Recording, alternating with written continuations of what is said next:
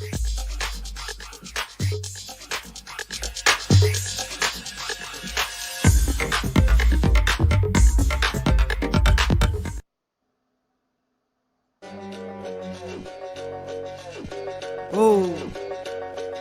educação e inovação, vamos lá?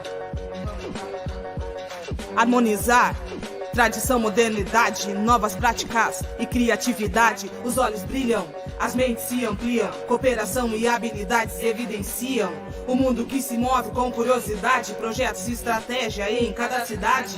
Habilidades transversais, educação e inovação em várias capitais. Cocriação, feitas no coletivo. Apresento a vocês, Gustavo e Rodrigo. Educação e inovação. Vamos. Educação e inovação. Vamos.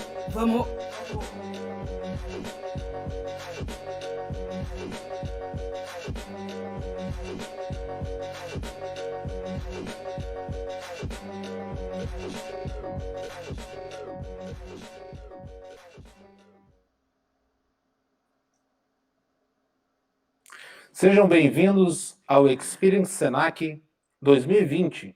Eu sou Ariel Berti, gerente de educação do Senac do Rio Grande do Sul, e é um prazer recebê-los aqui nessa noite. Uma noite começou muito bem com o rap da Negra Jaque, que é rapper e pedagoga, e preparou esse rap especialmente para essa noite, especialmente para esse evento, em parceria com o Sesc RS. Nós teremos um diálogo essa noite, falando sobre a educação, assim como tivemos ao longo de toda a semana. Em breve a gente vai fazer a apresentação dos nossos palestrantes de hoje, daqueles que vão dialogar conosco.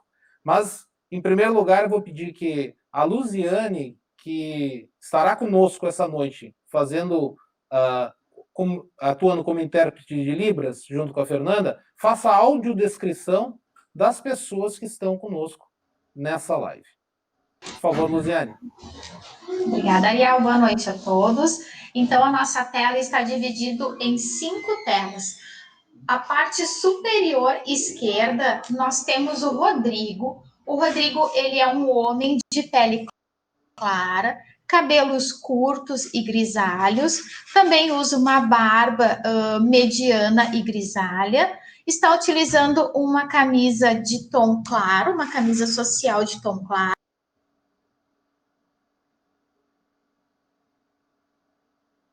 O Rodrigo, ele está localizado em um ambiente, ao fundo tem uma estante com vários livros, e o Rodrigo está utilizando um fone de ouvido na cor vermelha. À nossa direita da tela, na parte superior, à direita da tela do Rodrigo, na tela central, nós temos o Ariel. O Ariel é um homem de pele clara, está utilizando uma camisa social de tom branco.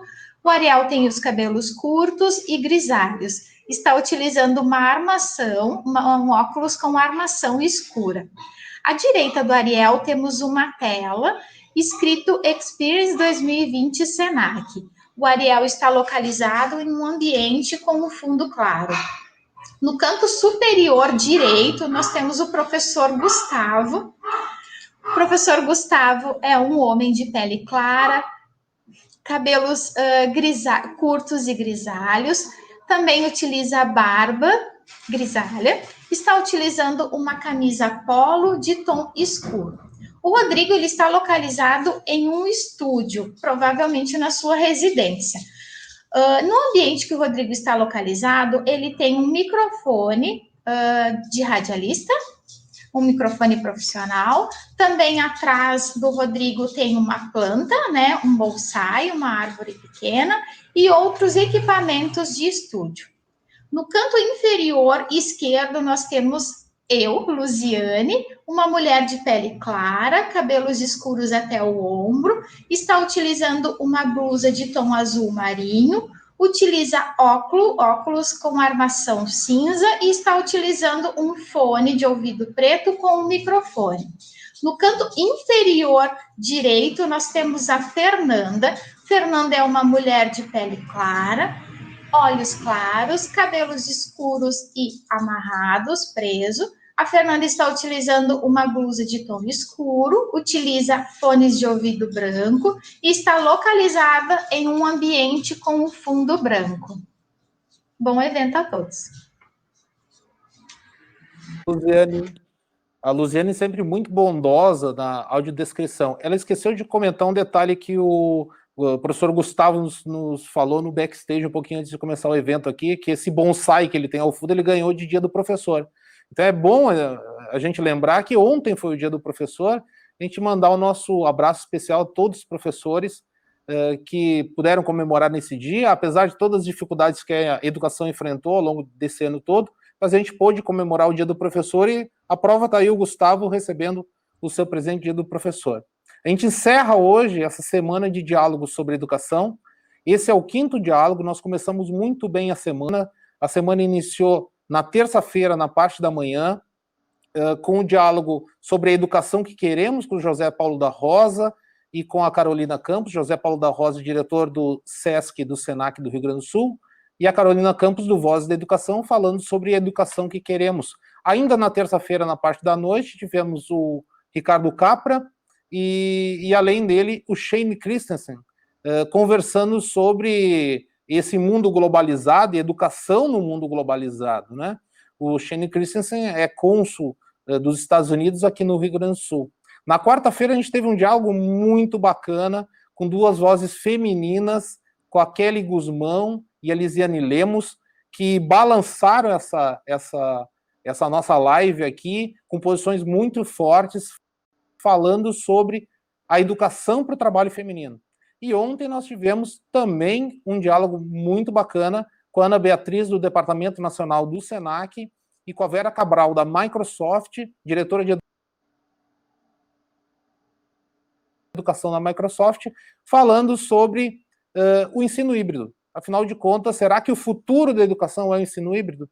E hoje a gente encerra, então, com o Rodrigo e com o Gustavo, que são os nossos participantes. Em seguida, eu já vou apresentar os dois com o seu vasto currículo. É claro que eu não posso falar todo o currículo deles aqui, senão a gente gastaria todo o tempo da live falando do currículo deles, mas brevemente fazendo a apresentação deles, eles terão cerca de 20 minutos cada um para fazer as suas considerações. Eu quero destacar que nós estamos co-criando o futuro da educação nesse evento aqui. Então participe, né? Curta a live, comente no chat, nos mande a sua mensagem, nos mande a sua dúvida, se inscreva no canal do Senac RS, nos siga nas redes e participe, porque é desse diálogo que a gente vai criar o futuro da educação. Então, participe das lives, a gente teve muita participação nos eventos anteriores, nos diálogos anteriores, tá? Além disso, a gente tem o Armando Rezende, que ele é um facilitador gráfico, e ao longo da nossa discussão, ele vai desenhar o que for sendo falado aqui, o que for sendo dialogado pelos nossos palestrantes. E ao final a gente vai ter a oportunidade, então, de ver esse desenho maravilhoso, e eu posso garantir que é maravilhoso mesmo, porque nos outros dias, os dias anteriores, o resultado da facilitação gráfica do Armando foi muito bacana. Eu tenho que destacar que cada um dos palestrantes está nas suas casas, nas suas residências, inclusive as intérpretes estão nas suas residências, por medidas de segurança, e nós estamos aqui num ambiente também controlado, atendendo a todas as normas de distanciamento. Eu vou passar em seguida, então, já a palavra para o Gustavo Reis, que ele vai iniciar esse nosso diálogo com as suas apresentações. O Gustavo, ele é professor por vocação e por ofício, que se dedica a mostrar que todo mundo pode estudar sempre, aprender mais e ensinar melhor. O Gustavo é bacharel em Ciência da Computação pela URGS e mestre em Design Estratégico pela Unicinos. Gustavo é um autoproclamado curioso serial. Sua multiplicidade de interesses se revela à medida em que se movimenta com desenvoltura ao longo de temas tão distintos quanto a educação, a tecnologia da informação, o design, a comunicação e a psicologia. Seu principal projeto na área de educação é o Estúdio Matemática. Ele vai falar um pouquinho sobre esse projeto conosco. Uma iniciativa composta por uma plataforma de ensino remoto e por uma comunidade de entusiastas que já reúne mais de 700 mil pessoas nas principais redes sociais. Eu já sei que ele vai fazer um convite a vocês que participem das redes sociais dele também. Gustavo, bem-vindo ao Experience Senac. Ariel, muito obrigado, boa noite a todos e a todas que nos acompanham, boa noite, Rodrigo, boa noite, Fernanda, nossa intérprete, já peço desculpas antecipadamente, porque quando eu me entusiasmo, o que não é incomum e está prestes a acontecer, vocês vão perceber, eu falo um pouco rápido, eu vou tentar facilitar um pouco o trabalho da Fernanda, falar de forma um pouco mais pausada, mas quero desde já registrar a minha gratidão ao time do Senac pela confiança, ao time da Experiência pela mobilização de bastidores para fazer com que essa participação acontecesse. E não quero acrescentar muito à apresentação do Ariel, eu sou o Gustavo, filho da Liris e do AD, a Liris que deve estar me assistindo aí agora, o marido da Andréia que está assistindo, o pai da Marina, e um curioso serial. Quem me conhece sabe que isso é talvez a melhor forma de me descrever, porque a minha curiosidade ela é verdadeiramente inesgotável. Eu sou movido por esse mantra do estudar sempre, aprender mais e ensinar melhor. É para isso que eu trabalho todos os dias, produzindo conteúdo em plataformas digitais, quase que com exclusividade desde 2018. Eu digo que se havia alguém preparado para essa pandemia, para esse distanciamento, era eu, porque afinal de contas eu já estava distanciado, de certa forma, trabalhando sozinho aqui nesse estúdio, que, como a Luziane colocou bem mais cedo, na verdade um dormitório do apartamento em que eu morava enquanto solteiro, e antes da minha filha nascer, e que se transformou então em 2017 no meu espaço de trabalho. Eu queria começar conversando com vocês a respeito de inovação na educação, um tema tão espinhoso e um tema ao mesmo tempo tão efervescente e tão necessário, considerando o quanto a educação insiste em se mostrar impermeável ao longo do tempo.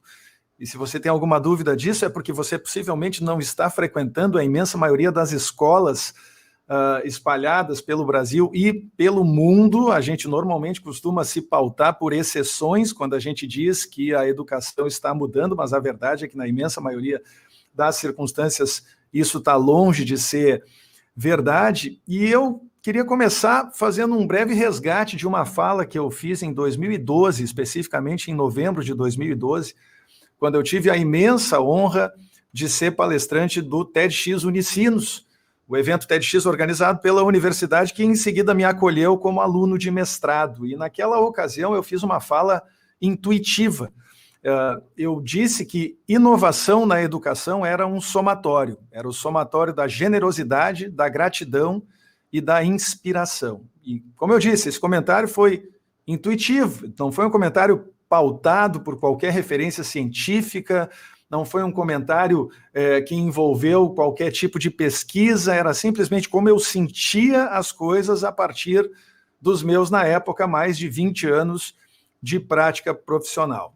Quis o destino que a Unicinos entrasse na minha vida definitivamente por parte, né, a partir desse evento TEDx e, posteriormente, como aluno de mestrado e atualmente como professor da universidade, envolvido em vários projetos especiais e conversando com muita gente de muitos setores, quis o destino que eu tivesse a oportunidade de reforçar isso sob a luz de teoria, sob a luz de autores que há muito tempo vêm se debruçando sobre esse tema da inovação na educação e vêm descobrindo coisas absolutamente maravilhosas, tão maravilhosas quanto surpreendentes no sentido de que poucas delas são, de fato, implementadas na prática em larga escala, por mais incrível que pareça, porque, afinal de contas, as evidências científicas de que se tratam de conclusões sólidas são muito numerosas. No mundo da inovação, por exemplo, a gente pode traçar um paralelo rápido entre a inovação dita organizacional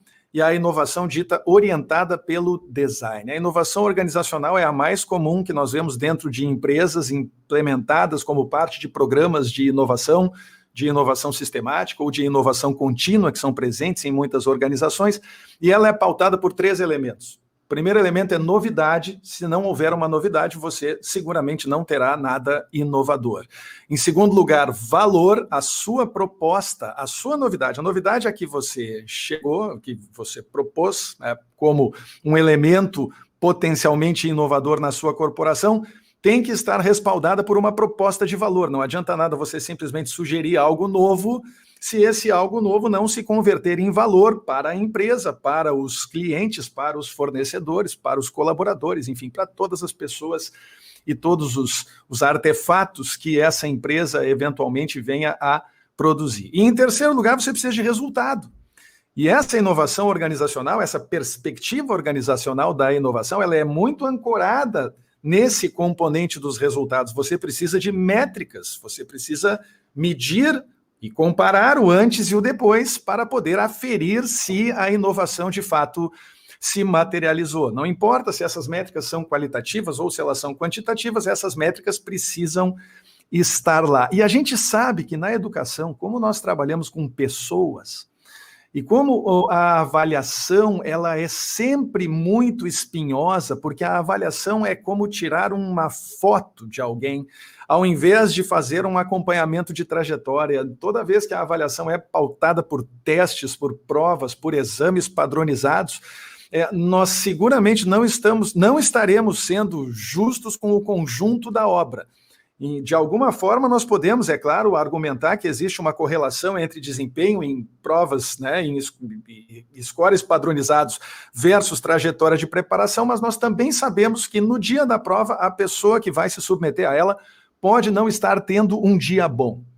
E se a pessoa não estiver tendo um dia bom, ela pode ter toda uma trajetória de preparação comprometida por causa de um evento isolado. E é justamente por isso que é tão difícil de medir os resultados das avaliações a partir dos modelos de avaliação com que se trabalhou ao longo dos últimos 150 anos, que normalmente são baseados em métricas quantitativas ou em conversão de percepção, de performance, de reunião de habilidades e de competências em escalas para que as pessoas possam ser classificadas socialmente, em primeiro lugar, dentro do próprio ambiente escolar e depois extrapolando isso para fora dele, como se propõe em muitas instâncias até hoje. Eis que vem o design e oferece uma segunda proposta de inovação.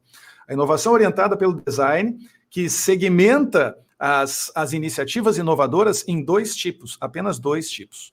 Existem as inovações que nós classificamos como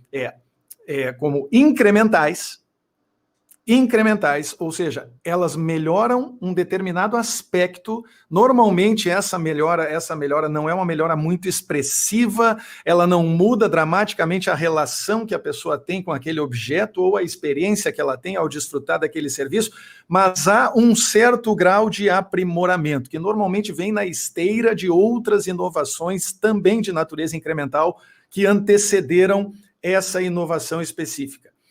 E um segundo nível de inovação, e aí sim, aí é quando eu começo a ficar entusiasmado e posso vir a representar um problema para a Luziane daqui para frente, a nossa querida intérprete de Libras. Quando nós falamos da inovação orientada pelo design, o segundo recorte é o recorte da inovação radical. Em oposição à inovação incremental, nós temos a inovação radical. A inovação radical, gente, ela é sempre acompanhada de uma alteração, de uma flutuação na interpretação, no significado, no sentido que aquele produto, que aquele serviço, que aquele artefato, aquela experiência propõe para a pessoa. Se não houver uma mudança de significado, se você não passar a ver as coisas de forma diferente, uma vez implementada essa inovação, então não houve a materialização da inovação radical. Essa inovação muito provavelmente permaneceu dentro da esfera das inovações incrementais. E por que isso é importante, se vocês forem parar para pensar? Porque normalmente, quando a gente pensa em inovação nos dias de hoje, a gente pensa em inovação tecnológica, e mais do que isso, digital, eletrônica, envolvendo alguma espécie de inserção de dispositivos mágicos que, por algum motivo, as pessoas acreditam vão ser capazes de favorecer a aprendizagem ou de despertar respostas emocionais positivas ou algo do gênero. É no momento que a gente enxerga que a inovação radical, ela não necessita de tecnologias específicas, muito menos de tecnologias digitais, mas ela pode ser pautada simplesmente por uma priorização de elementos diferentes nos processos educacionais, diferentes daquilo que nós estamos fazendo ao longo dos últimos, nós viemos fazendo ao longo dos últimos 150 anos, no mínimo, e cujos resultados, na imensa maioria das vezes, são, no mínimo, questionáveis. É a partir, então, dessa proposta de inovação radical, não necessariamente pautada por tecnologia, por digitalidades, por eletrônica, que a gente pode, eventualmente, chegar em uma proposta alternativa. Essas alterações do sentido, eu faço muita questão de frisar, elas não são pautadas, elas não são dependentes de tecnologias, em especial de tecnologias digitais. E existe pesquisa muito sólida que já foi feita, mostrando evidências muito fortes, de que esses dispositivos, normalmente nos contextos escolares, eles se tornam invisíveis em um prazo máximo de 2 a 3 dias. Eles se tornam transparentes, para usar o mesmo termo que se usa nessas pesquisas. Em outras palavras, você coloca o tablet mais moderno do mercado na frente dos alunos, na frente das alunas, um tablet em cima de cada mesa. No primeiro dia, todo mundo está encantado, dizendo, olha, que legal, que dispositivo maravilhoso. No segundo dia, as pessoas dizem, que legal, ontem nós ganhamos um iPad, hoje nós vamos trabalhar com esse tablet. E no terceiro dia, já está todo mundo olhando para o equipamento e dizendo assim, tá, o que a gente consegue fazer com isso? E se você simplesmente tirar a aula que há um certo tempo estava no quadro negro com giz, sendo copiada pelo professor com giz, e que em algum momento saiu do giz para o retroprojetor, saiu do retroprojetor para o projetor multimídia, e agora mais recentemente saiu do projetor multimídia para o dispositivo móvel, o notebook, o computador e posteriormente o dispositivo móvel, se você simplesmente usar a mesma aula, a sua inovação ela não só está sendo incremental, como ela está sendo basicamente inconsequente em termos de resultados práticos nos processos pedagógicos. E é exatamente aí que eu quero chegar quando eu reforço a vocês o papel do professor nesse novo cenário, nesse cenário de inovação radical que não depende de tecnologia.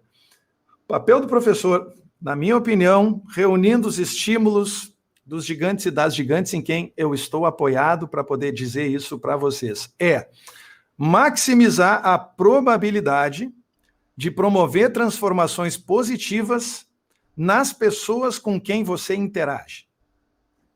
Eu vou separar. Em primeiro lugar, maximizar a probabilidade. Por que eu não digo que o papel do professor é promover transformações positivas? Porque se eu dissesse promover transformações positivas, isso criaria uma obrigação. Isso insinuaria uma certeza de que essas transformações positivas são sempre possíveis. E quando a gente, no mundo do design, trabalha com design para emoção, a gente aprende bem rápido que a gente não consegue projetar emoções, mas que a gente consegue agir no contexto, no ambiente, na situação, de modo a tentar favorecer a manifestação de certas emoções, de certas respostas emocionais que são desejáveis nos contextos pedagógicos, que, portanto, favorecem a aprendizagem e facilitam a vida de quem ensina. Só chances. Observe, nós não temos nenhuma certeza e, portanto, eu digo que o papel, a importância da qualificação, da capacitação permanente de professores e de professoras visa maximizar essa probabilidade, maximizar essa chance, fazer com que o professor, com que a professora tenha instrumentos para poder promover essas transformações positivas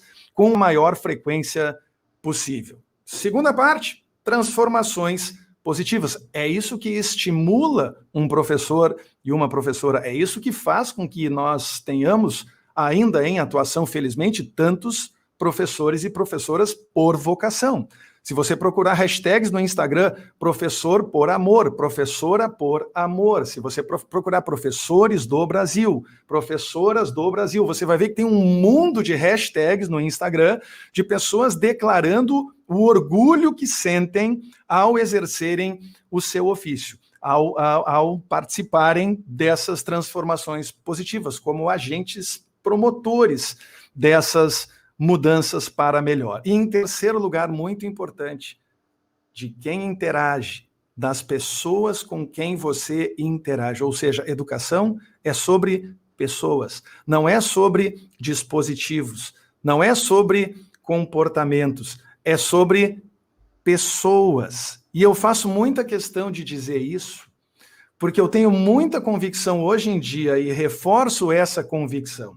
Toda vez que eu entro em uma sala de aula ou toda vez que eu me reúno de maneira síncrona com alunos e com alunas espalhados pelo Brasil, toda vez que eu me submeto a uma situação como essa, eu percebo o quanto é verdadeira essa colocação, de que a educação, ela é a educação verdadeiramente inovadora, ela se apoia, ela se sustenta a partir de atividades relacionais. E eu quero encaminhar o meu encerramento dizendo a vocês quais são os dois elementos que eu pessoalmente acredito que pautam os processos de ensino e de aprendizagem do século XXI, que pautam o exercício do ofício de uma professora, de um professor. Em primeiro lugar, nós estamos nesse momento vivendo uma migração que talvez tenha sido acelerada pela pandemia, mas uma migração muito clara, muito evidente, de uma educação baseada na imposição do ensino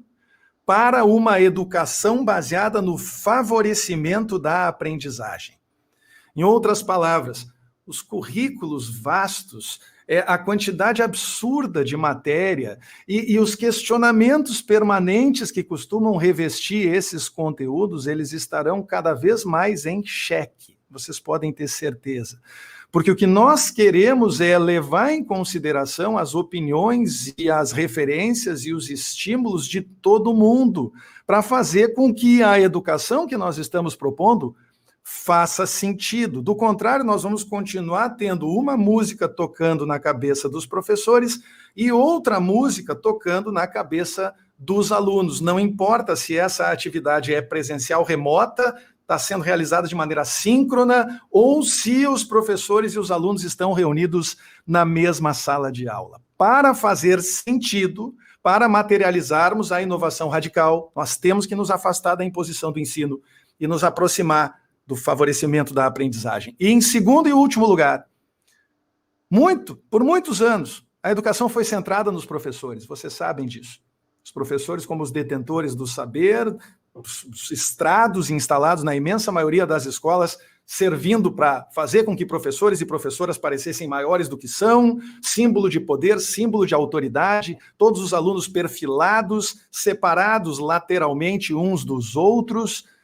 Tudo isso revelou durante muito tempo uma posição de destaque, uma posição até de reverência em relação aos professores. De uns tempos para cá, muita gente começou a defender a ideia de que nós devíamos romper com esse modelo e passar a ter uma educação centrada no aluno, em que o aluno decide o que quer estudar, o que não demorou a se revelar temerário, porque talvez quando você tem 10 ou 12 ou 15 anos de idade, você ainda não esteja em um momento em que o seu conhecimento e a sua experiência são sólidos o suficiente a ponto de autorizar você a fazer boas escolhas relacionadas àquilo que você quer estudar. E, portanto, eu proponho, de novo, a partir de todas essas leituras, a partir das muitas referências que, felizmente, hoje eu tenho, após um retorno inusitado, depois de quase 20 anos, aos bancos escolares acadêmicos, eu acredito muito fortemente que a educação do século XXI, verdadeiramente inovadora, vai ser pautada pela centralidade na relação entre professores e alunos. Eu acabei de falar, a educação inovadora se apoia em atividades relacionais. A educação verdadeiramente inovadora não é mais centrada no professor, não é mais centrada no aluno, ela é centrada no vínculo entre professores e alunos, porque no momento que você fortalece esse vínculo e as pessoas se percebem mais próximas umas das outras, essa percepção de proximidade, ela costuma promover respostas emocionais positivas desejáveis nos processos pedagógicos, tais como o foco, a motivação, o entusiasmo, a atenção, a disciplina. E no momento em que essas respostas emocionais surgem, as pessoas se comportam melhor. E não é comportamento no sentido disciplinar, elas se comportam melhor no sentido de que elas se entregam mais para os processos pedagógicos. E aí, pasmem vocês, adivinhem o que acontece? elas aprendem mais. E no momento em que elas aprendem mais, você sabe o que acontece? A gente volta para aquela definição intuitiva de que a inovação na educação é generosidade, é gratidão e é inspiração. Porque no momento em que os professores são generosos e não sonegam nada do que sabem, os alunos assimilam melhor esses conceitos e se apropriam deles com permanência, se revelam gratos à proximidade que esses professores revelaram estar dispostos a ter, e tudo isso serve como inspiração para que as pessoas descubram que podem fazer da sua missão de vida estudar sempre, aprender mais e ensinar melhor. Era esse o meu recado. 20 minutos e 22 segundos nas minhas contas. Peço perdão por ter vazado em 22 segundos os meus 20, mas foi um grande prazer, uma honra, e eu estou com vocês até o final do evento. Muito obrigado, Gustavo. A gente não esperaria exatidão maior de um professor de matemática, né? Tinha que ser das exatas. Muito obrigado pela tua participação e, pessoal, continue interagindo no chat, está muito bacana a interação de todos aqui, está muito legal todas as contribuições. Já surgiram várias questões aqui no chat que a gente está anotando para o final do debate, a gente poder dialogar, e continue interagindo, porque agora vem um outro fera aqui para nos brindar, né, com bastante sabedoria, que é o Rodrigo, tá? Rodrigo Filgueira. Ele trabalha há mais de 20 anos no escritório da Organização Internacional do Trabalho para o desenvolvimento da formação profissional na América Latina e no Caribe. Trabalha no desenvolvimento de estratégias de ensino baseadas na pesquisa, em especial na aprendizagem baseada em projetos, e promove cooperação técnica sobre métodos de formação orientados ao desenvolvimento e avaliação de habilidades transversais, socioemocionais, soft, entre outras. Além do Brasil, o Rodrigo desenvolve a cooperação técnica com instituições de países como Peru, Chile, Guatemala, El Salvador, República Dominicana, Espanha e Alemanha. Rodrigo, seja bem-vindo ao Experience Senac 2020. A fala é toda tua. Muito obrigado, Ariel. Muito obrigado, Gustavo, também pela conversa anterior. Muito interessante, tomei nota de muitas coisas. Para me introduzir, vou pedir desculpas. Também falo rápido quando fico emocionado. E eu vou falar num portunhol, que é bastante porto, menos nhol, mas em qualquer caso, às vezes posso fazer uma escolha curiosa de palavras. Então, eu gostaria de, para me apresentar mais e dar contexto, se a gente pudesse ver o primeiro slide da apresentação que eu passei, para entender um pouco o contexto. No entanto, agradeço muito ao Senac, e para dar é parte do contexto essa questão de que a gente está muito agradecida com o Senac em termos gerais. O OIT-Sinterfor, a Organização Internacional do Trabalho, Sinterfor é o programa que trabalha a questão de formação profissional na América Latina e o Caribe, foi criado no ano 1963. Eu não estava lá, né? Me contaram. Mas no ano 63 foi criado com o objetivo central de promover um modelo do Sistema S do Brasil, que tinha nascido nos anos 40, no resto da América Latina. A verdade é que Sinterfor nasce como um mecanismo de promover a criação de instituições nacionais de formação profissional na América Latina, num cenário onde estava se dando, né, em toda a América Latina, o processo de substituição de importações e a necessidade de gerar uma força de trabalho capacitada, né? Esse é o cenário que dá nascimento. Esse mapa que está aí é a rede de instituições que colabora voluntariamente com o Sinterfor, tanto financeiramente, mas muito mais desde a perspectiva de conhecimento, com que a gente trabalha. São umas 60 e tantas instituições, isso varia de ano em ano, mas, por exemplo, dentro da nossa rede estão todas as instituições nacionais da região, algumas da Europa, até alguma da África. Então, podemos passar para a seguinte, eu volto a insistir o agradecimento. Pensando na questão de inovação e como a gente é bombardada sistematicamente com ofertas de tecnologias, como dizia o Gustavo, tecnologias que parece que vão resolver tudo com a simples aparição, né? E eu achei essa imagem que está numa revista, se chama The New Yorker, de um tempo atrás, quando estava se discutindo o futuro do trabalho. Eles se perguntavam se o futuro era essa coisa, né? E a pergunta é para a gente se parar um pouquinho, dar uma olhada, e aí tem tecnologia, mas não aparece de jeito claro uma inovação fundamental, né? Os robôs estão, de fato, se comportando como humanos, né? O que sugere que, em princípio, todos eles estão seguindo os mesmos processos que os humanos faziam, sim? Então, eu investi um monte naquelas pernas cibernéticas que estão aí para fazer o robô caminhar mais rápido, né? Durar mais tempo, quem sabe, mas estou fazendo ele fazer a mesma coisa que o humano fazia. Então, por aqui é que vamos ir discutindo um pouco onde que está o que a gente considera a inovação, pensando no que o mercado do trabalho hoje em dia e do futuro está demandando. Podemos passar para a próxima, então. Né? Existe, nesse momento, um monte de gente discutindo o seguinte: as grandes empresas e as da área tecnológica têm promovido, de algum jeito, a ideia de que digitalização ia gerar uma economia digital muito mais produtiva que a economia anterior. A história da produtividade no mundo em geral e no mundo desenvolvido é uma de que está caindo o crescimento da produtividade no mundo desde os anos 70, e teve um pequeno crescimento que dá para ver aí, começa a crescer no ano 94, 95, eu quero acreditar que não foi pelo Windows 95, mas é um momento onde o custo da tecnologia começa a mudar de jeito muito claro. Comprar tecnologia, instalar tecnologias vira uma coisa muito mais econômica, muito mais barata.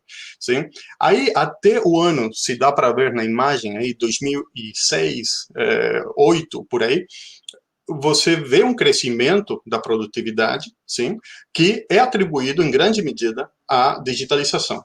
Sim?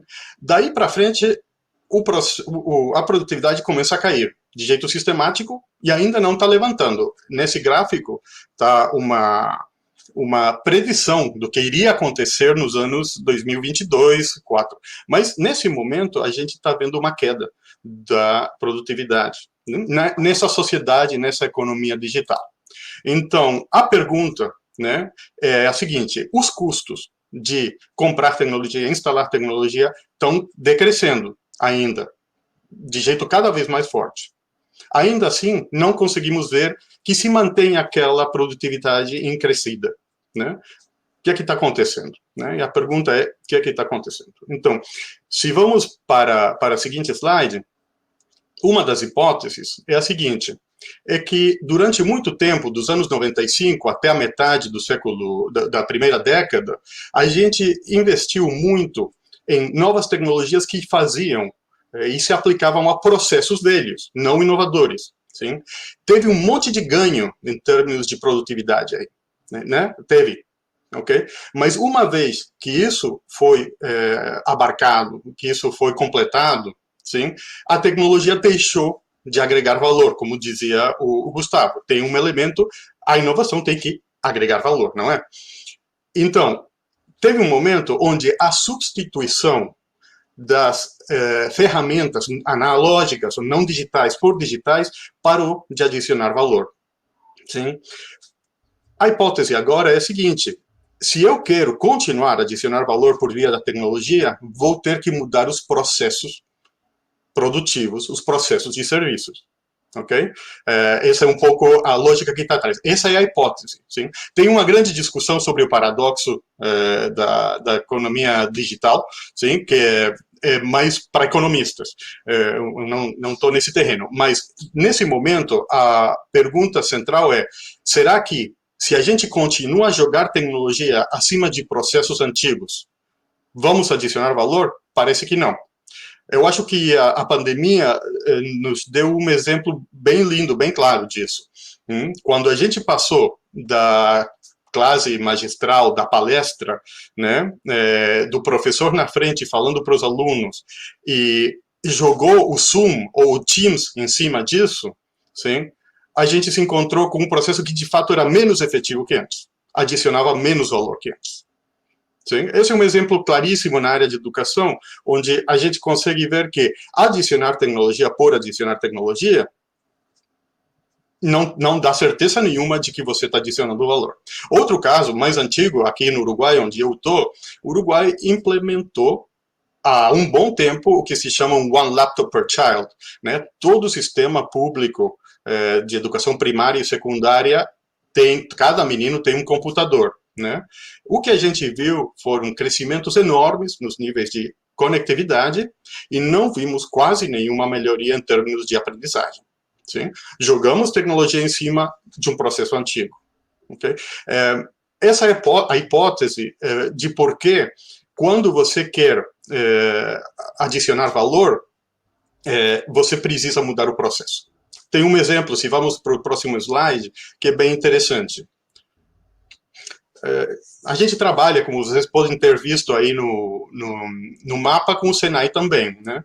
E nessas conversas, para tentar entender o que está acontecendo, a gente se encontrou com um projeto para a indústria, onde a indústria estava tentando implementar nas pequenas e médias empresas, de meio tamanho, sistemas de produção Lean Production, é um término que é bem da indústria.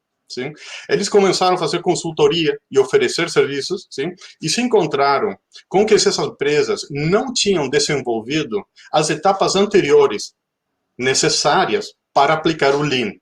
Sim? Vamos ver, eles estavam produzindo ainda como nos anos 80. Sim?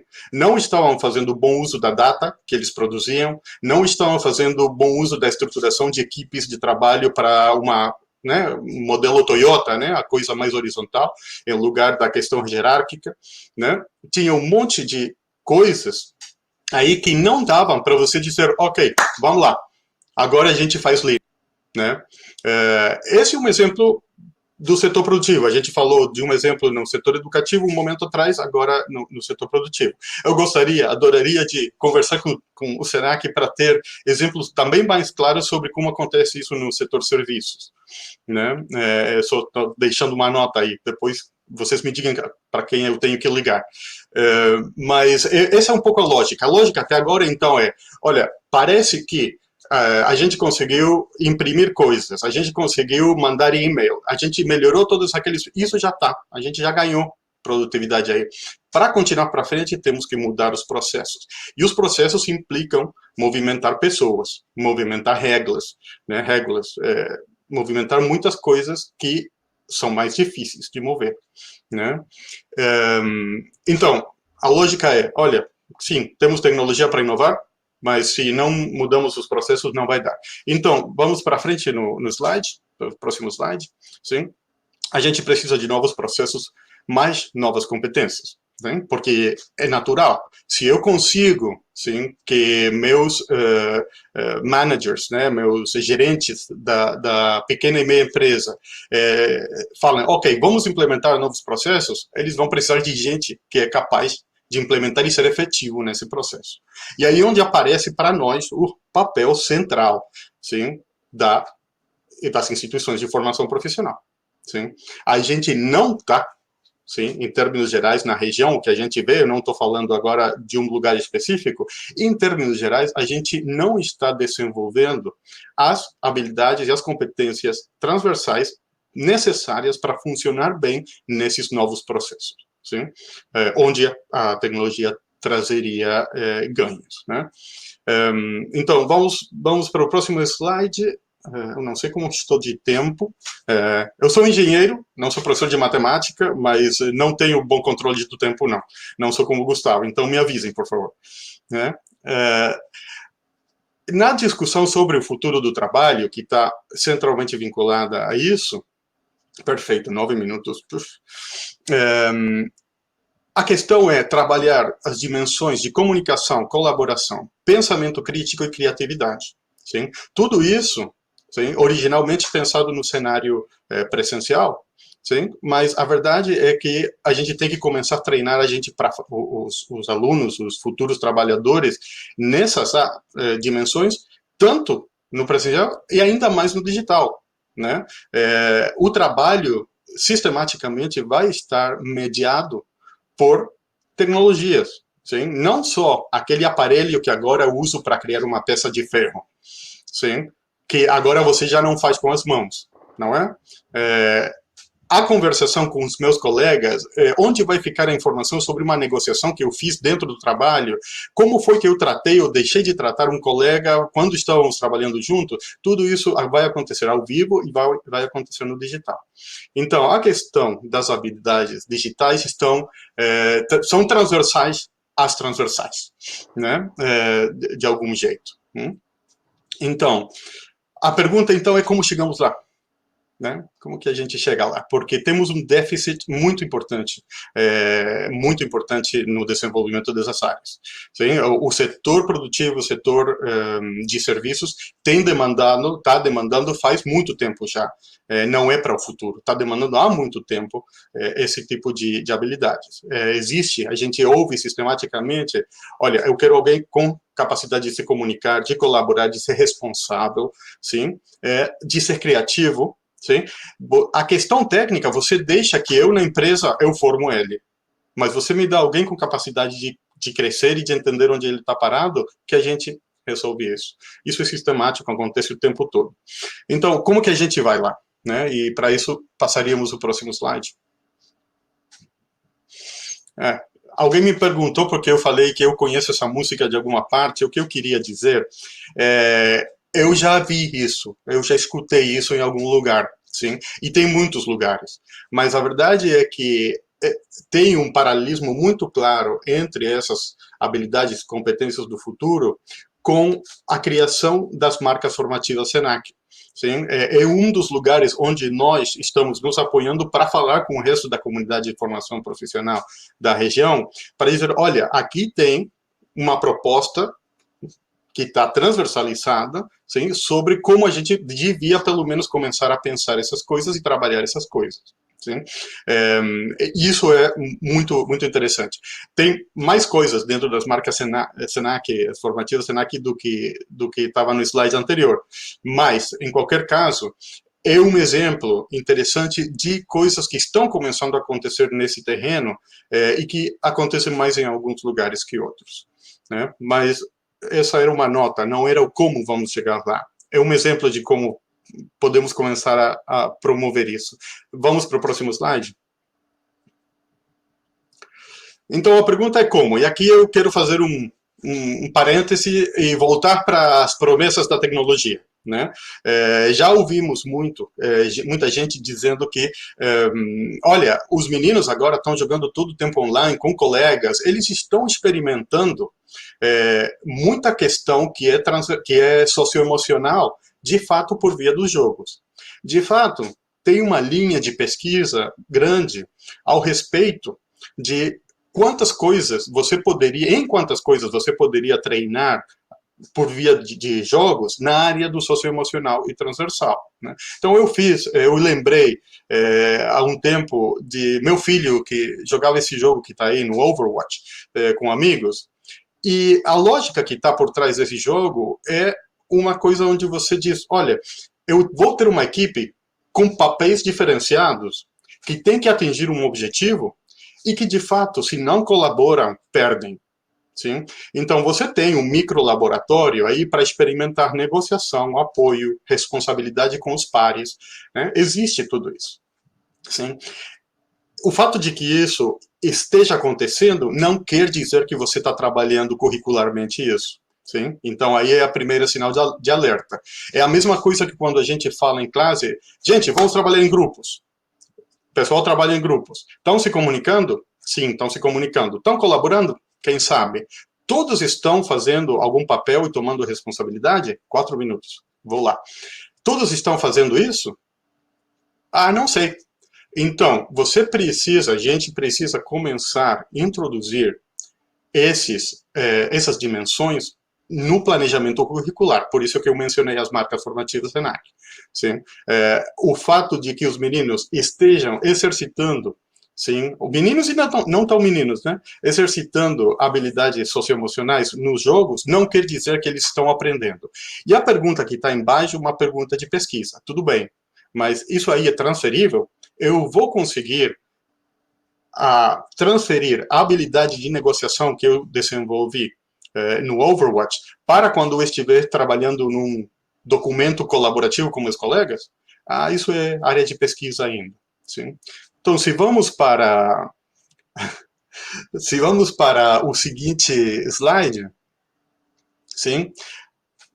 A nossa perspectiva é que até então, até a gente ter mais claridade sobre as promessas da tecnologia, a gente está propondo formação baseada em projetos, problemas, pesquisas, em equipes, integrando o presencial e o não presencial. Sim? O modelo de trabalho por projetos, sim, como é o caso do projeto integrador no Senac, sim, é uma área privilegiada para, de fato, fazer isso. E esse é outro exemplo. Temos algumas outras instituições na região que trabalham seu desenho curricular por projetos, sim? Mas o caso do Senac é um caso muito interessante sobre como isso, de fato, sim, está integrado no desenho curricular de jeito vertical.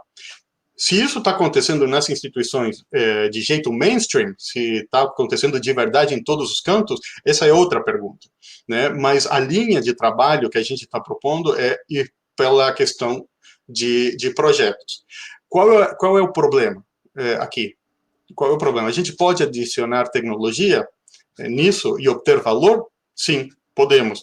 Por quê? Porque mudamos o processo. O processo deixou de ser modular, fragmentado, deixou de ser de palestra e passou a ser um modelo ativo, onde o aluno é responsável do seu próprio processo, onde o professor é facilitador, menos autoridade.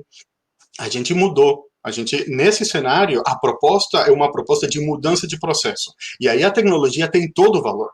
Aí a gente pode potenciar seriamente as aprendizagens e adicionar valor com a tecnologia, né?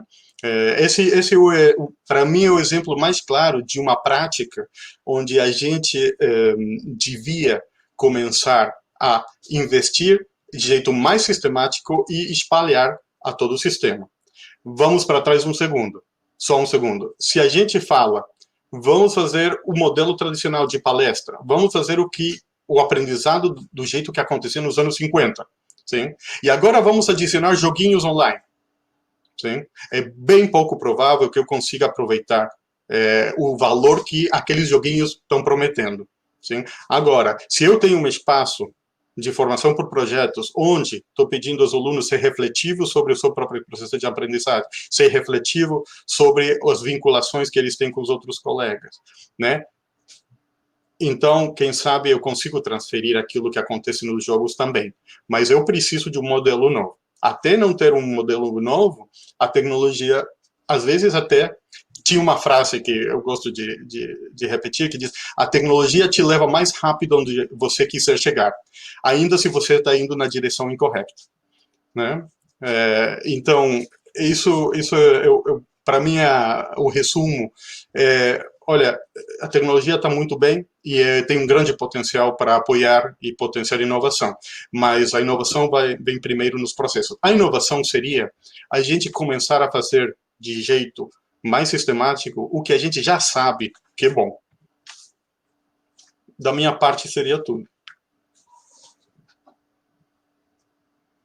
Rodrigo, muito obrigado pela tua participação, pelas tuas palavras, pela inspiração que tu nos trouxe aí na tua fala.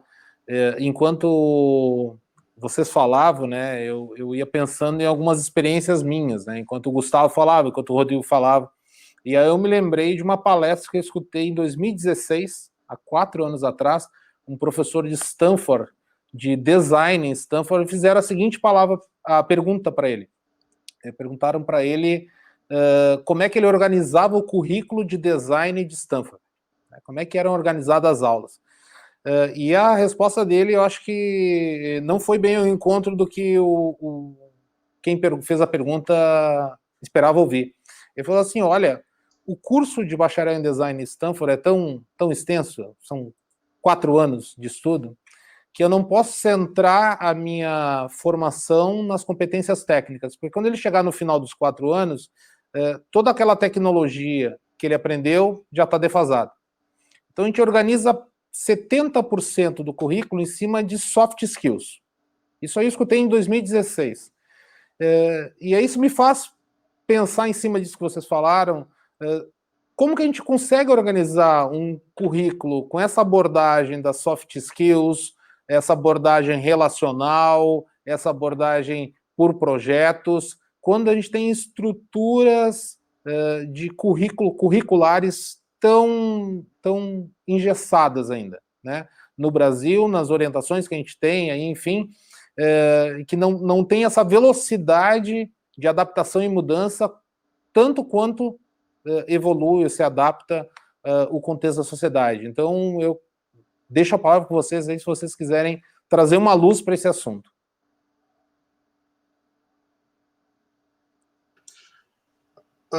Posso, Gustavo? Pode, fica à vontade. Eu estava lhe dando a honra de abrir as participações. A verdade é que eu vou intervir para te passar trabalho, porque no cenário de como isso acontece dentro das instituições, existem modelos. Eu entendo que existem modelos de como promover inovação e mudança dentro das organizações. O que você mencionou, Ariel, é o grande problema. As estruturas estão criadas e tem uma grande inércia, né? Então, como que você vai lá, entrar naquela estrutura e começar a modificar essas coisas? Da minha parte, sim, eu gostaria de que Gustavo depois saber mais como são as etapas, os processos para introduzir inovação, né? Mas, da minha parte, eu acho que a ideia que o Senac teve de introduzir o projeto integrador como um módulo a mais, transversal, sem modificar a estrutura curricular que já existia de jeito duro, é um grande jeito de se mover para frente. Porque no Sena da Colômbia, por exemplo, já no ano 2007, disseram, vamos trabalhar tudo por projetos. Sim? Não tem mais módulos. Ok? E não rolou. Não rolou. Os projetos viraram um jeito de estruturar matérias dentro. Sim? O sistema reagiu para voltar ao normal ainda numa formalidade diferente. Então, começar a promover lentamente e sim entrar em conflito com as diversas partes que têm dúvidas ao respeito, eu acho que é uma boa ideia. Gustavo.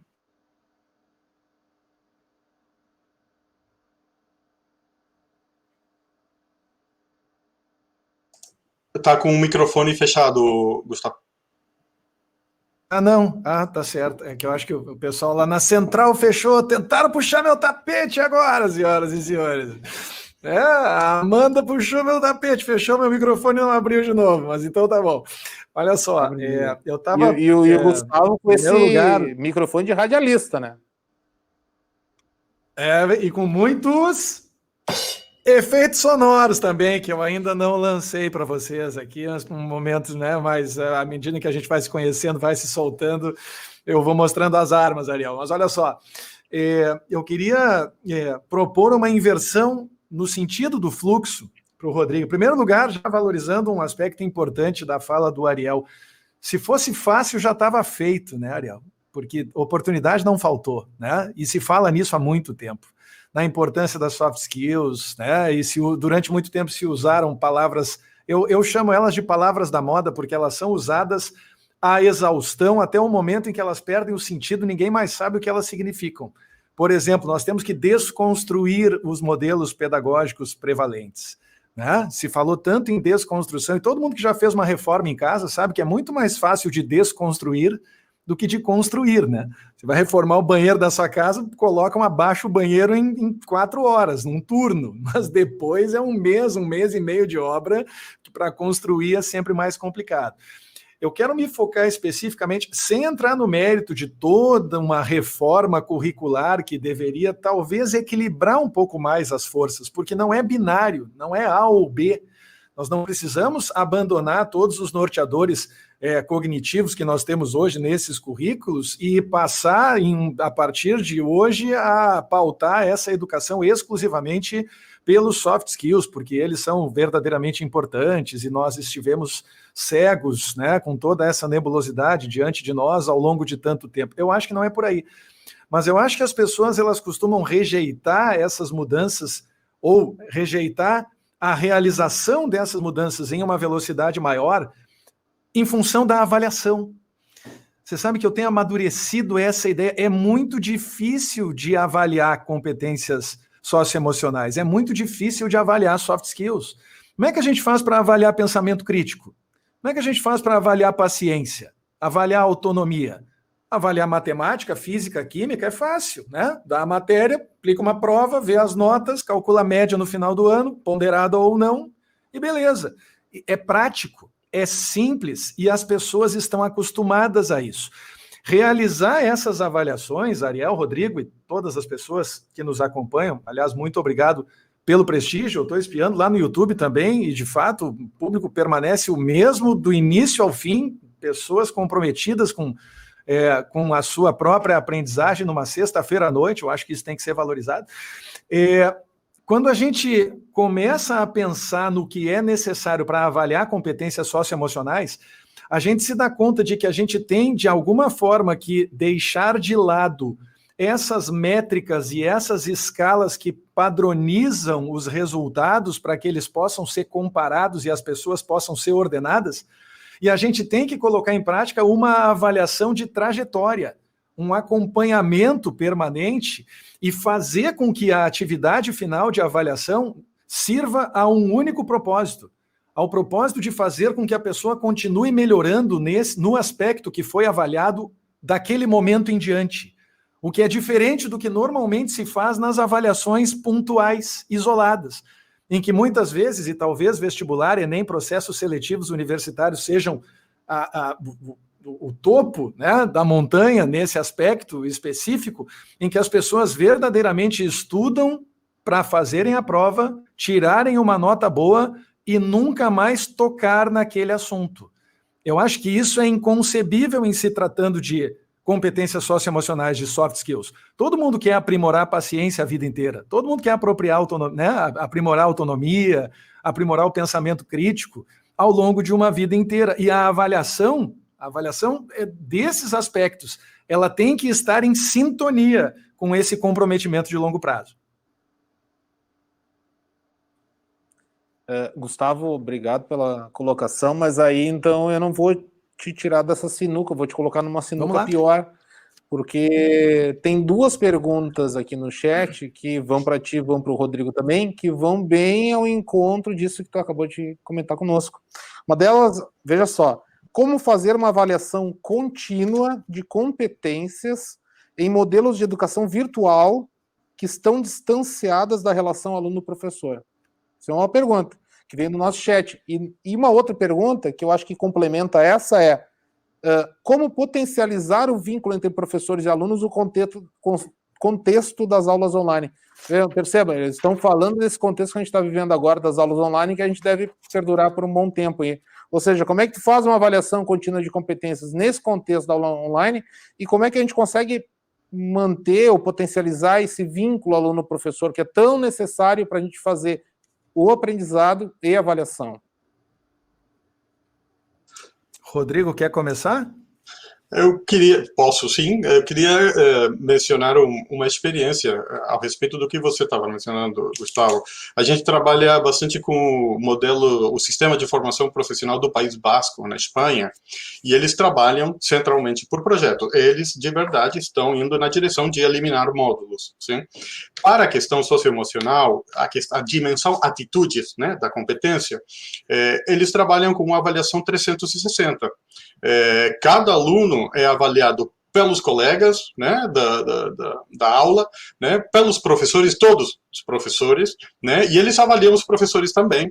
Tem um processo de ida e retorno, né, para pensar, dizer, olha, nessa rúbrica sobre você está sendo paciente, né, você está sendo colaborativo, então é avaliado de jeito cruzado. Agora, com respeito eles também fazem avaliação do processo a todo o longo do processo, né? E eu acho, mas eu espero também por seu comentário, Gustavo, que existe a possibilidade, sim, de que até seja mais simples na dimensão online, porque na questão atitudinal, sim, eu posso ter algumas dificuldades, mas no processo de acumulação de evidências sobre o desempenho em termos de competência, sim, eu estou no meio onde toda interação é mediada. Cada interação é potencialmente uma evidência, sim, do que está acontecendo, sim, de como o participante está se vinculando com os conteúdos técnicos e não técnicos, como está com o professor e com os colegas. Tem um espaço onde existiria, em princípio, esse espaço, em princípio, geraria infinitas oportunidades de acumular evidências, né? A pergunta sobre se temos o tempo de dar uma olhada a tudo isso é outra, né? Mas, em princípio, eu não percebo que a distância me gere problemas nesse sentido. E, de fato, pensando que o futuro do trabalho vai ser mediado por tecnologias de jeito sistemático, a gente devia começar a avaliar atitudes também naquele meio. Então, de fato, trabalhar à distância é uma oportunidade para uma formação de melhor qualidade, né? Nessa área, eu acho. Olha, parece jogada ensaiada, né? Mas eu sou obrigado a dizer para vocês, eu não conheci o Rodrigo até abrir a transmissão aqui. Nós não fomos apresentados, não conversamos preliminarmente, mas o Rodrigo, já elevei o Rodrigo à condição de meu parceiro por ter facilitado a minha vida, né? E me tirado da sinuca que o Ariel tentou me colocar com dupla intensidade, né?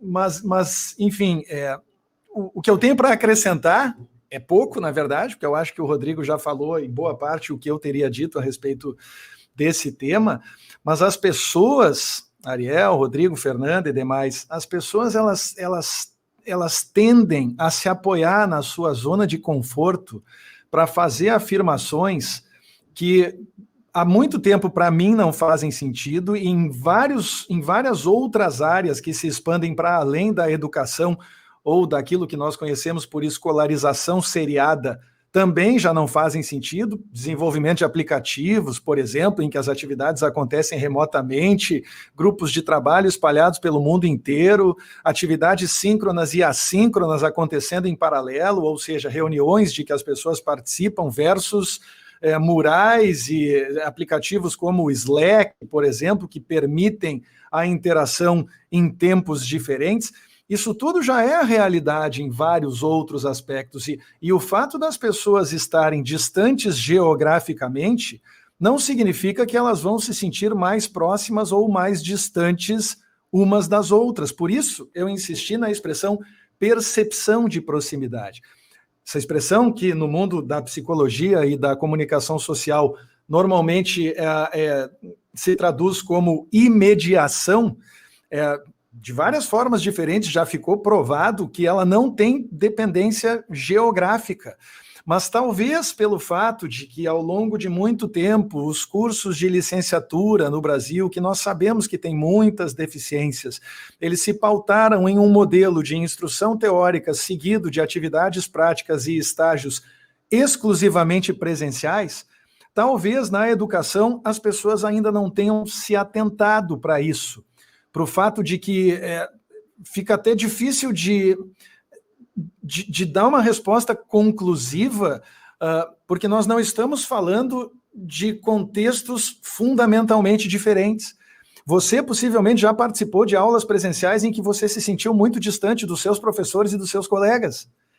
Ao mesmo tempo, você já pode ter participado de contextos remotos, de contextos em que as pessoas estão distantes umas das outras, em que você sente uma proximidade imensa com as pessoas que estão participando daquele grupo, o que me faz lembrar do conceito de tribo celebrado por um dos meus ídolos. Eu fiz referência a um deles no chat, o Ken Robinson, e o outro deles, o Seth Godin, que costuma caracterizar uma tribo dizendo que é necessário haver uma liderança, que é necessário haver uma ideia mobilizadora e é necessário haver uma forma de comunicação. Se nós tivermos esses três elementos, eu garanto para vocês, A atividade que está sendo trabalhada naquele contexto, não importa se for um hard skill ou se for um soft skill, ela pode ser realizada com o mesmo nível de sucesso de uma atividade presencial física. Salvo, claro, não vamos exagerar na retórica, raras exceções em que essas atividades elas exigem uma presencialidade. Você não vai querer ser operado por um cirurgião que fez toda a formação dele em EAD. Muito provavelmente, né? Você vai querer que ele tenha tido a experiência prática, a vivência dentro do hospital e que tenha tido muitas horas de voo, traçando inclusive o paralelo com o tráfego aéreo. Também talvez seja uma pessoa em que você não confiaria se ela tivesse feito a formação dela toda. Mas à medida em que as coisas vão caminhando, a gente percebe que começa a haver uma flexibilização da sociedade e um entendimento de que a presencialidade física ela não é estritamente necessária, ela não é absolutamente fundamental. Talvez esse evento de que nós estamos participando aqui agora, e que aparentemente está sendo muito rico, a julgar pelos comentários do pessoal que está participando no chat, talvez esse evento estivesse sendo um evento presencial, não fosse a pandemia. Talvez as pessoas não estivessem tendo a oportunidade de se sentirem próximas umas das outras, como de novo, a menos que as pessoas estejam coletivamente se coordenando para mentir, parece ser o que estamos experimentando nesse momento, um pequeno estado de flow numa sexta-feira à noite em que existe uma sintonia, a liderança do Senac, a sintonia em torno do tema e uma forma para as pessoas se comunicarem.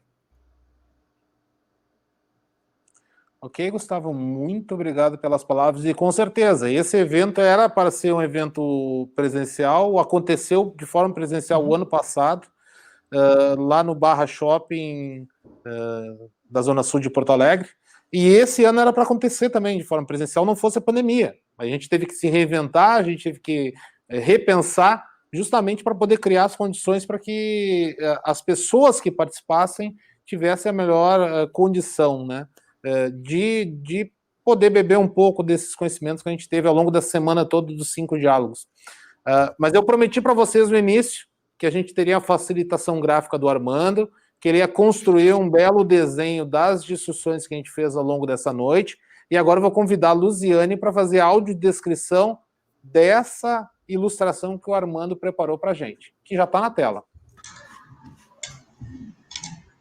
Então, vamos lá. Na ilustração da tela, então, do nosso colega Armando, no centro da nossa folha de desenho, né, de ilustração, nós temos a frase educação e inovação. À nossa esquerda na tela, nós temos a ilustração do Rodrigo. Ao lado do Rodrigo, nós temos o mundo, né, a ilustração de um mundo, e dentro desse mundo nós temos 4 mãos, uma segurando na outra, e e várias bandeiras, né, representando as bandeiras, os países que o Rodrigo já morou. E abaixo desse globo nós temos a palavra cooperação. Abaixo, né, à esquerda ainda, dentro da parte do Rodrigo, nós temos um notebook de frente para uma máquina de escrever. E a frase, entre aspas, adicionar tecnologia somente por adicionar não significa inovar. Ao lado do Rodrigo também temos um flip chart com figuras geométricas e setas dentro da ilustração. Acima do Rodrigo, nós temos uma outra frase, entre aspas, precisamos trabalhar com alunos e futuros trabalhadores. As dimensões de comunicação, colaboração, pensamento crítico, criatividade e habilidades digitais. E essa frase vem representada com 3 peças de quebra-cabeça. Temos também 2 setas, né? Uma direita e esquerda e uma transversal. A parte de cima para a direita está escrito humanas, e abaixo exatas, e uma transversal, passando por essas 2 setas. Agora podemos descrever as ilustrações do Gustavo. Ao lado do Gustavo, então, temos os símbolos matemáticos, e um coração. Dentro está escrito: estude matemática. Na parte superior, né, da ilustração do Gustavo, nós temos a frase: educação é sobre pessoas. E vem com uma ilustração representando essa frase, uma mesa, um computador e uma pessoa sentada em uma cadeira digitando. Logo ao lado, nós temos também uma ilustração de uma mira, né, de um ponto focal, e ao lado nós temos a frase: inovação se pauta por 3 elementos, e abaixo os 3 elementos numerados. Primeiro, novidade não existia. Segundo, valor proposta. Terceiro, resultado, métricas. Temos também uma ilustração de um globo, né, e uma lupa. Abaixo nós temos a frase, nós temos uma ilustração de uma lâmpada. Dentro dessa lâmpada temos alguns elementos de tecnologia e temos também asas de foguete. Então o Armando ele fez 2 desenhos em um: uma lâmpada representando uma ideia e um foguete. Inovação pelo design. Primeiro, incremental igual aprimorado. Segundo, radical igual mudança de significado. E logo abaixo nós temos 2 setas representando a mudança, o movimento. Abaixo também do Gustavo, nós temos um notebook aberto, projetando um átomo, representando tecnologia da informação. Temos também algumas palavras dentro de uma nuvem de ideias: motivação, entusiasmo, disciplina, aprendizado, foco, gratidão, inspiração. Tudo isso proporciona. Temos também um coração, uma estrela, proporciona igual vínculo e proximidade. Educação precisa de generosidade, inspiração e gratidão. Temos também um barrete, um chapéu de formatura em cima de uma mão. A mão está segurando esse chapéu. Acho que é isso. Não esquecemos de nada. É isso. Ok? É isso, então, muito obrigado. Eu acho que representou, em parte, tudo aquilo que a gente discutiu. É claro que a gente não consegue completar com só uma ilustração todas as ideias que surgiram aqui hoje. Mas eu agradeço muito o Gustavo e o Rodrigo pela participação de vocês no Experience 2020 e agradeço todos os insights que vocês trouxeram e quero alertar as pessoas que vocês respondam à pesquisa. É muito importante que vocês deixem a sua contribuição de vocês para a pesquisa. O link a Amanda está colocando ali no chat.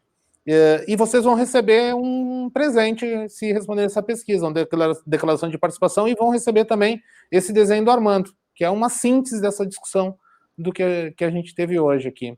E eu vou pedir, então, agora, em um minutinho aí, que o Gustavo e o Rodrigo digam suas palavras finais para se despedir da nossa audiência até agora, que foi tão fiel. Muito bem, acho que eu começo na mesma ordem, então, peço licença para o Rodrigo. Quero agradecer muitíssimo ao Senac pela oportunidade, pela confiança. Quero agradecer à equipe da Inexperiência, que é a empresa que me representa desde 2014 em eventos como esse, representada pela Cristiane Mitico no chat, como eu estou vendo, que sempre me dá todo o apoio. Quero aproveitar também para fazer um registro breve. Olha, eu acho que assim como eu, vocês também não gostariam de estar vivendo o que nós estamos vivendo, né? Já são 7 meses de distanciamento e nós ainda não temos uma convicção plena, uma certeza de que as coisas voltarão a ser semelhantes ao que eram antes, o mais rápido possível. Mas, ao mesmo tempo, isso não nos impede de fazer uma leitura interessante de legado de alguns aspectos correlatos que podem ter se revelado positivos. E, de novo, eu aproveito para reforçar que iniciativas como essa do Senac de manutenção de um evento presencial dentro dessa nova característica deixam todo mundo muito feliz, viabilizam a participação de pessoas que não teriam podido estar presentes no evento presencial. E observem, eu falo isso com a autoridade de quem leciona há quase 30 anos e adora estar rodeado de alunos e de alunas. Adoro. Olha, garanto, Ariel, se pudéssemos estar todo mundo no Barra Shopping hoje, eu seria o primeiro a chegar e estaria feliz da vida abraçando todo mundo. Mas, ao mesmo tempo, isso talvez sirva como estrela guia, como sugestão para manutenção, quem sabe, de uma modalidade virtual desse evento no futuro, talvez desdobrando em um evento semestral, com um presencial e um virtual, porque eu acredito que as pessoas todas, à medida em que passou aquele momento inicial de choque e o segundo momento de negação, em que as pessoas começam com mais calma, com mais tranquilidade, a perceber o valor de iniciativas como essa. Então, quero parabenizar todo mundo e aproveitar, então, para fazer 2 convites para as pessoas que ainda estão conosco nessa noite de sexta-feira. O primeiro convite é para que me sigam no Instagram. É só colocar Professor Gustavo Reis no Instagram, que vocês vão me encontrar, mas não esqueça, coloque Professor Gustavo Reis, porque tem muito Gustavo Reis no mundo e exercem vários ofícios diferentes, mas Professor Gustavo Reis, pelo menos que eu saiba, só tem um. E, em segundo lugar, eu quero aproveitar, vocês que estão assistindo no YouTube, para convidar vocês a se inscreverem no meu canal por aqui. Eu faço live quase todo dia. Hoje, excepcionalmente, eu não estou fazendo a minha live, porque eu estou aqui presencialmente, de maneira remota, mas ainda assim, presencialmente com vocês. Mas quero desde já deixar o convite para que vocês estejam comigo e a gente possa continuar construindo essas reflexões e promovendo essas capacitações nos ambientes digitais. Fora isso, Ariel, Rodrigo, Fernanda, Amanda, foi um grande prazer e eu estou sempre à disposição. Obrigado, um abraço. Então, iria antes que nada, agradecer uma vez mais ao SENAC por ter me convidado para uma atividade. Temos um bom intercâmbio, né? O SENAC Rio Grande do Sul tem nos apoiado esse ano em algumas atividades que a gente fez com a OIT do Centro de Turim. Esse intercâmbio está e cresce com o SENAC em geral, é boa coisa. Como eu já falei, estamos muito agradecidos desde o ano 63, ainda se eu não estava lá, né? Mas e eu quero valorizar muito o perfil da atividade, sim? Quando a gente fala em inovação e digitalização, em geral, a gente se encontra com um monte de gente vendendo soluções, sim? E eu acho que o análise crítico, já que falamos de pensamento crítico, gerar espaços onde o análise crítico toma pelo menos o mesmo peso que a ideia da solução um pouco mágica tecnológica, vocês veem que eu estou de um lado, né? Eu acho que é importante de manter, é muito importante manter, sim? Ainda se não for pelo simples fato de que o que temos visto com a pandemia é que tem setores que são target, objetivo das nossas instituições de formação, que não têm acesso à tecnologia necessária para aproveitar esses processos, né? Então, a gente tem que pensar de jeito mais abrangente e começar a pensar na inovação dos processos internos. Insisto, a gente se encontra em muitas atividades dessas onde o análise crítico não aparece. Então, parabéns pela coragem também. Porque, às vezes, a gente tem muita pressão, né? Acontece comigo, por exemplo, né? Que não fale tão crítico da tecnologia. Eu não falo, estou falando de quê? Então, outra vez, parabéns. Rodrigo, Gustavo, mais uma vez, muito obrigado. O SENAC que tem que agradecer a participação de vocês. Vocês foram brilhantes nessa noite de sexta-feira e fecharam de uma forma espetacular o evento que a gente criou ao longo dessa semana toda. Então, essa semana, com 5 diálogos, não poderia ter fechado de uma forma melhor que não fosse com vocês dois nos brindando aí com tanta discussão e com bastante pensamento crítico, o que é importante, né? Não só em relação à tecnologia, mas em relação a todos os espaços que a gente ocupa, aí a gente tem que ser, de fato, que nem o Rodrigo trouxe, a gente tem que ser crítico em relação às questões para poder evoluir.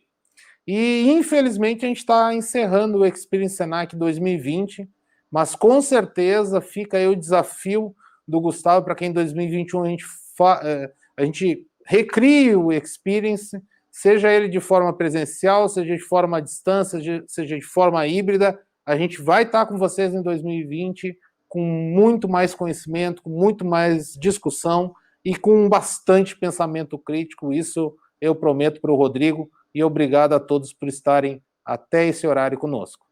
Boa noite. Pode acreditar, em 21 com o Senac vai dar. Pode acreditar, em 21 com o Senac vai dar.